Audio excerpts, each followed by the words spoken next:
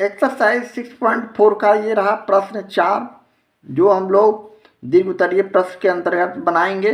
यानी निम्नलिखित का गुणनफल ज्ञात करें। यहाँ त्रिपदी व्यंजक का गुणनफल द्विपदी व्यंजक से गुणा करना है हमें।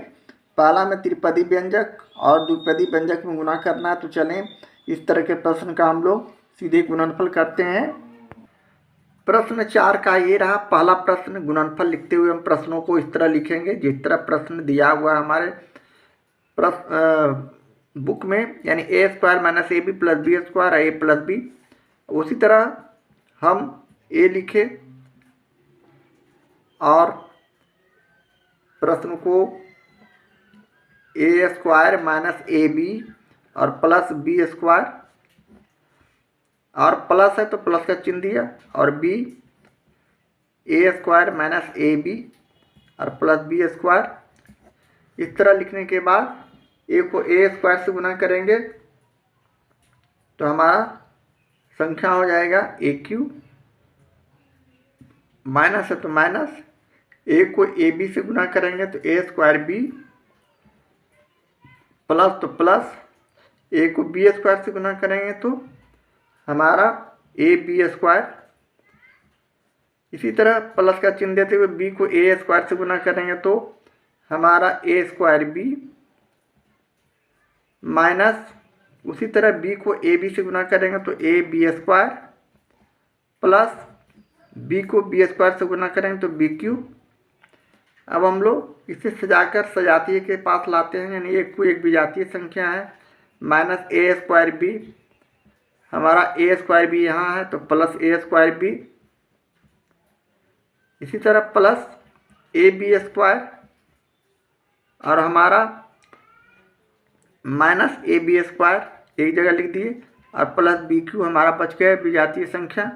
अब हम देखिए यहाँ माइनस है, यहाँ प्लस है, और दोनों बराबर संख्या है तो हम यहाँ इसे काट सकते हैं। इसी तरह प्लस ए बी स्क्वायर है माइनस ए बी स्क्वायर है, ये भी बराबर संख्या से काट सकते हैं। इस तरह हमारा जो आंसर बचा ए क्यू प्लस बी क्यू, और ये हमारा आंसर हो गया। इसी तरह दूसरे प्रश्न का हम लोग गुणनफल निकालते हैं, और प्रश्न को जो दिया हुआ हूबहू उसी तरह लिखते हैं। यानी M square plus M N minus N square हमारे पास पहला त्रिपदी व्यंजक दिया हुआ है जिसे गुना करना है एम माइनस एन के द्विपदी व्यंजक से। अब यहाँ हम उसी तरह इसका भी सॉल्यूशन करेंगे, यानी एम लिखे और M square plus M N किए और माइनस एन स्क्वायर किए। इसी तरह माइनस एन लिखे और M square plus M N और माइनस एन स्क्वायर किए। इस तरह करने के बाद हम पुनः एम को एम स्क्वायर से गुना करें, बारी बारी तीनों से गुना करेंगे। एम को एम स्क्वायर से गुना किए एम क्यू, प्लस यहाँ प्लस है तो प्लस दिए, एम को एम एन से गुना करेंगे तो एम स्क्वायर एन। उसी तरह माइनस एम को एन स्क्वायर से गुना किए तो हमारा एम एन स्क्वायर। इसी तरह माइनस एन को एम स्क्वायर से गुना किए तो minus N minus M square N लिख सकते हैं। M square N minus N को प्लस एम एन से गुना किए तो यहाँ माइनस है यहाँ प्लस है तो चिन्ह हमारा माइनस हो जाएगा, और एम एन स्क्वायर गुना करने पर एन को एन से गुना किए तो एन स्क्वायर।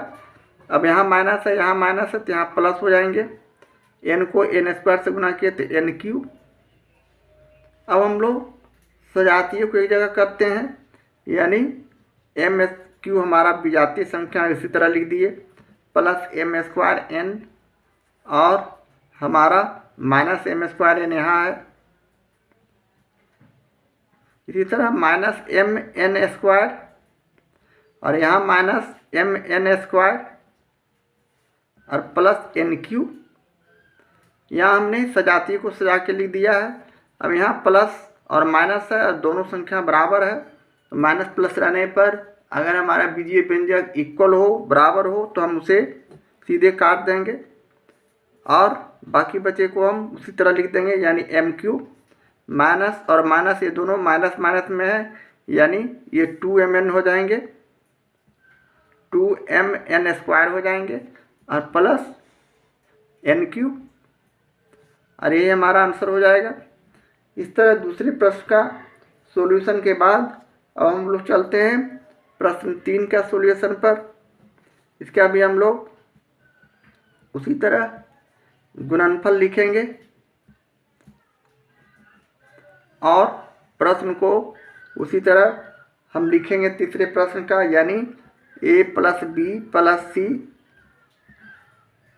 त्रिपदी व्यंजक और a + b द्विपदी व्यंजक से गुणा करना है। तो यहाँ भी हम उसी तरह प्रश्न का पुनरावृत्ति करेंगे। बनाने का तरीका वही a + b + c और प्लस है तो प्लस देंगे और b लिखते हुए a + b + c करेंगे। अब हम a को बारी बारी से a b c से गुणा करेंगे। a को a से गुणा किए तो a² प्लस a और b को गुणा किए तो ab प्लस a को c से गुणा किए तो ac। इसी तरह प्लस b को ba से गुणा किए तो ab। इसे सजा के हम इस तरह भी लिख सकते हैं। इसी तरह प्लस b को प्लस b से गुणा किए तो प्लस b² प्लस b को प्लस c से गुणा किए तो प्लस bc। अब हम सजातीय को एक जगह करते हैं, यानी a² हमारा अकेला है विजातीय, अब प्लस ab और प्लस ab। उसी तरह हमारा अब कोई संख्या सजातीय है नहीं तो हम यहाँ अब उसे इस तरह भी लिख सकते हैं ac + b² और bc। इसे हम सजा के इस तरह भी लिख सकते हैं a² ab और ab को जोड़ दिए तो प्लस 2ab और प्लस ac और प्लस b² और प्लस bc और यही हमारा आंसर हो गया। इस तरह हम तीसरे प्रश्न का सॉल्यूशन करते हैं। अब हम रह गया चौथा प्रश्न, जो कि प्रश्न 4 का ये अंतिम प्रश्न है, यानी हम गुणनफल लिखते हुए प्रश्न को पुनः उसी तरह लिखते हैं, यानी 2a + 3b - 4c जो कि मेरा त्रिपदी व्यंजक है और इसमें गुणा करने जा रहे हैं द्विपदी व्यंजक 2a + b से। बराबर का चिन्ह देते हुए हमने 2a लिखा, ये 2a और ये सभी को उतार दिया, लिख दिया, यानी 2a + 3b - 4c। इसी तरह प्लस b लिखा और इस सब को उतार दिया, यानी 2a + 3b - 4c। इसे उसी तरह हमने बारी बारी से गुणा करना है। हमें 2a को 2a 3b और 4c से 2a को 2a से गुणा करेंगे तो 2 दूनी 4, अंक को अंक से गुणा की, अचर राशि को अचर राशि से, a को a से तो a² प्लस 3 दूनी 6 ab माइनस ये माइनस 4 दूनी 8 ac प्लस b को 2a से गुणा किए तो 2ab प्लस b को 3b से गुणा करेंगे तो 3b² माइनस 4c को b से गुणा करेंगे तो -4bc। इस तरह करने के बाद इसे अब हम सजातीय के साथ रखेंगे, यानी 4a² हमारा विजातीय संख्या है प्लस 6ab। अब हमें देखना है और कहीं ab है तो यहाँ ab है तो प्लस 2ab यहाँ कर देंगे। इसी तरह -ac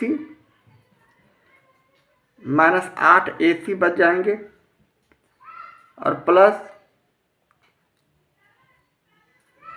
3b²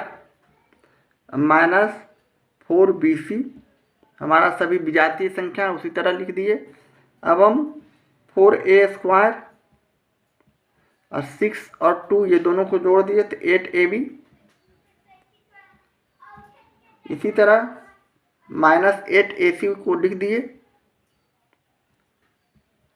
और प्लस 3b² और -4bc उसी तरह लिखा जाएगा, इसलिए कि सारे विजातीय संख्या हैं और यही हमारा जो बच गया आंसर हो गया प्रश्न 4 का।